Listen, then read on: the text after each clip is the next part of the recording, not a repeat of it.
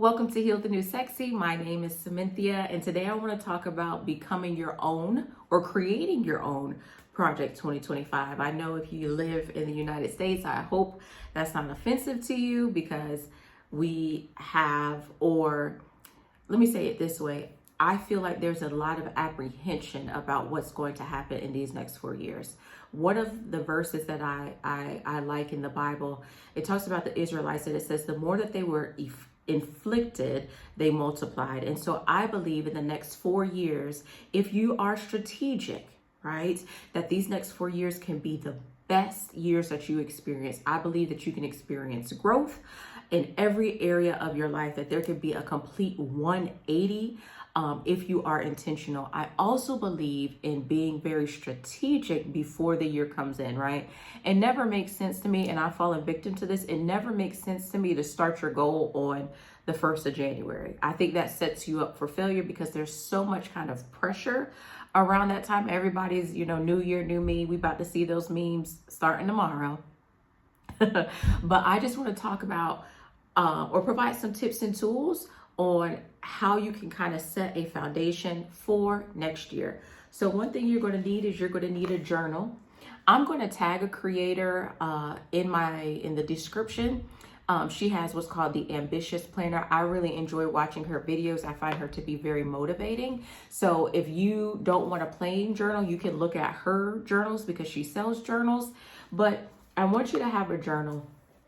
I want you to put in it Project 2025 because this upcoming year, this is going to be a year of you building. This is going to be a foundational year. And if you build if you create a good foundation in 2025, the next 3 years, when you build on that foundation, chef's kiss.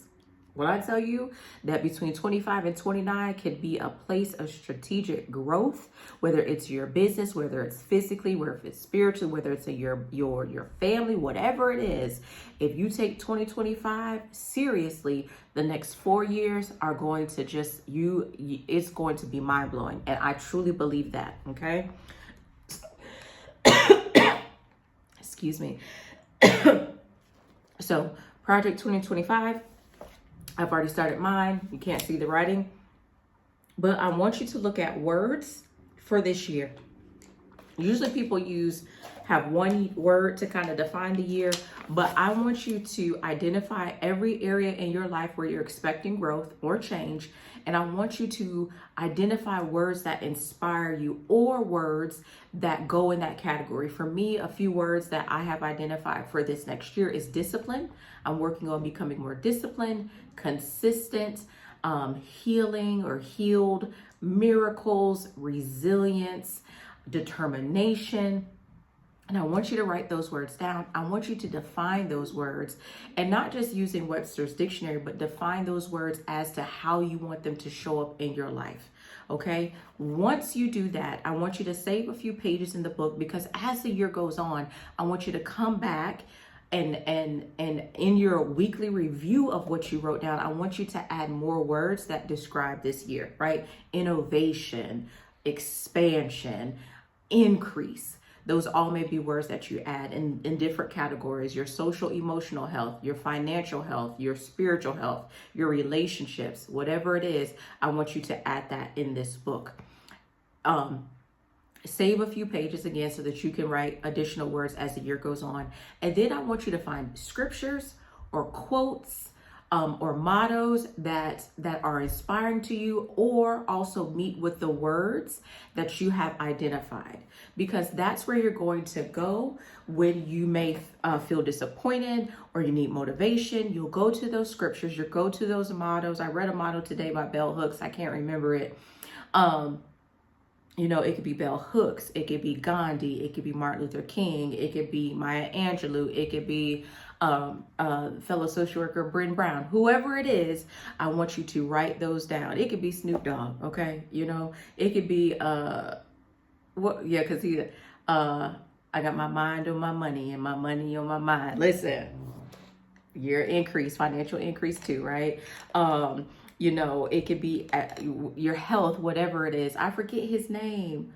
Oh, he used to be really, okay.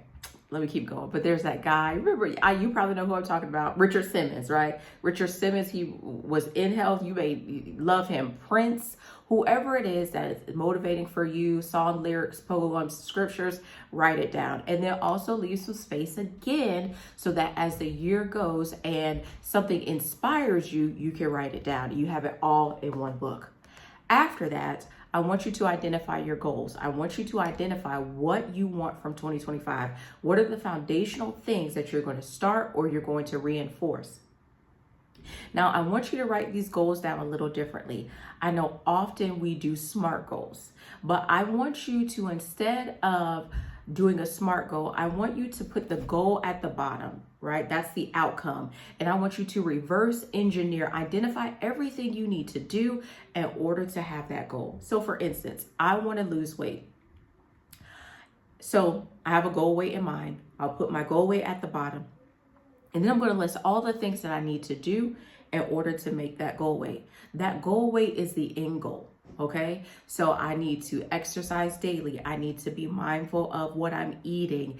I need to eat healthy. There may be some research that I need to do. Some of you may do intermittent fasting. You may do 1 meal a day. You may do dry fasting. Some of you may eat 5 meals a day. You may do keto, right? So there may be some research that I need to do. Some of you may do blood type, eating based off of your blood type. So whatever it is, then I'm going to put that at the bottom and I'm going to reverse engineer it. So 3 days a week, I'm going to lift weights. 7 days a week, I'm going to walk 10,000 steps. Whatever it is, you want to plan it, but I want you to reverse engineer. I don't want you just to do the SMART goal. I want you to be intentional about identifying every step that you need to take in order to make that goal a reality. Okay. Then also, once you write a goal on one page, leave some space so that you can come back and provide anecdotal information about the progress that you're making, right? So you may write a goal, leave 5 pages blank, write your next goal, 5 pages blank, right? Because I want you to be very intentional about what you put in this book. Now, so this is my 2025 book. Boom. This right here, I have another book, right, is my journal, okay? This book here, stick it up. This book here is logic only. I don't want you to put anything emotional in here outside of if it's like your goal is your emotional health and you're going to go to the therapist once a week and you're going to journal. This book, logic only, your journal, that's where your emotions happen. And you may say, Cynthia, why am I separating my emotions from logic? And let me tell you why. So in doing therapy and being a trauma therapist, one of the things that I work with people on is to move from their emotional mind to their wise mind, or to engage their frontal lobe more than they engage their amygdala. We have our fight, flight, or freeze response. That's where our emotions lie. As women, we are more emotional, not in a negative way, okay? I would never say that's negative. I think that's very great. That's just the way we view the world. But I believe if we move in logic, we move in strategy, we will get further faster. So we have to move from how we feel to this is the result, these are the outcomes. And so what I'm going to do is I'm just going to focus on logically moving forward.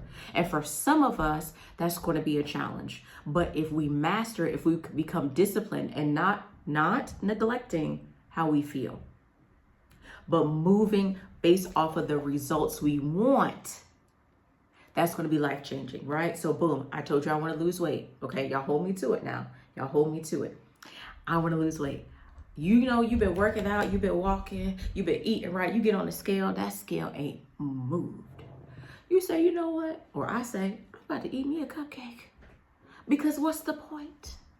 Now, if you get this far, put in the chat, what's the point? But the point is not what the scale says. The point is the result. So in that, I process my emotion in one space and I say, despite how I feel, I'm going to keep moving. So this book here is only about the results. It's only about changing and tweaking the things that I need to change and tweak. A few books that I want to recommend that I'm going to read between now and January 1st. One is The Big Leap. I'm going to type it. I'll put it in the description because I can't recall the author of it. So one is the big leap and other is the 12-week year. I started the 12-week year this past year, and I feel like I was able to accomplish so much in those 12 weeks. If you would like those resources, I'll just put them down in the description. I also would like to hear from you. What are you planning for this upcoming year?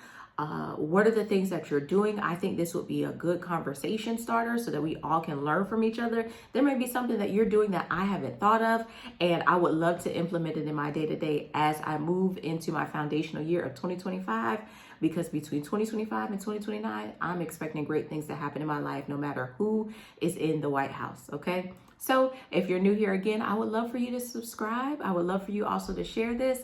Again, I wish you well. Talk to you later. Bye-bye.